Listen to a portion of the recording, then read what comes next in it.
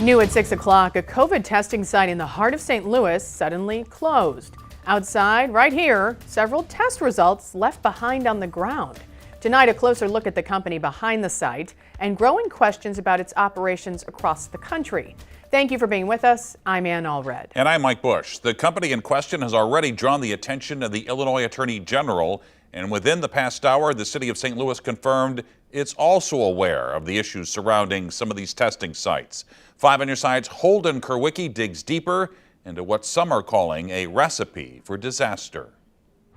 As we get deeper into the pandemic, COVID cases are up and availability of test kits is down. And Sarah Wetzel of the Better Business Bureau says that's catching the eye of some bad actors. Unfortunately, now we're in a place where the at-home tests are so hard to find. You can't just go up to a local pharmacy and get them anymore. And so people are now turning to the pop-up sites. And so you do wonder, whenever you're going to those sites, you want to believe that they're legitimate.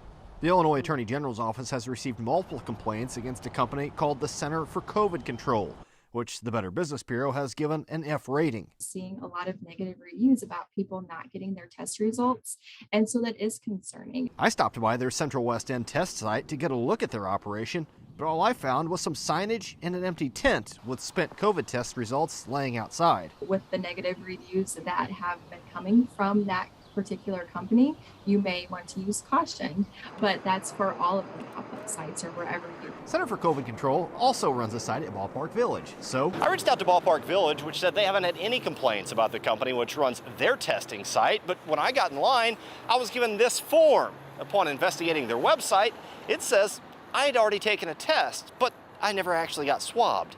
It's probably a signal that there's something illegitimate about that as a testing site. Most of the times when you have to go to these sites, you have to provide a social security number, lots of personal information. So then it makes people wonder what is happening with that information. That's a question I asked Illinois Attorney General Kwame Raoul. And while he can't comment on active investigations, he says stories like this aren't uncommon.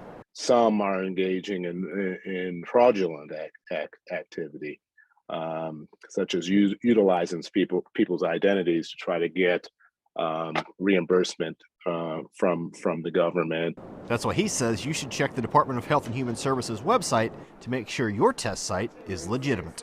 In St. Louis, Holden Kurwicki, 5 on your side. 5 on your side reached out to representatives for the Center for COVID Control, but we've yet to hear back. Meantime, a spokesperson for the Missouri Attorney General says they're passing along the information we've uncovered to their Consumer Fraud Department.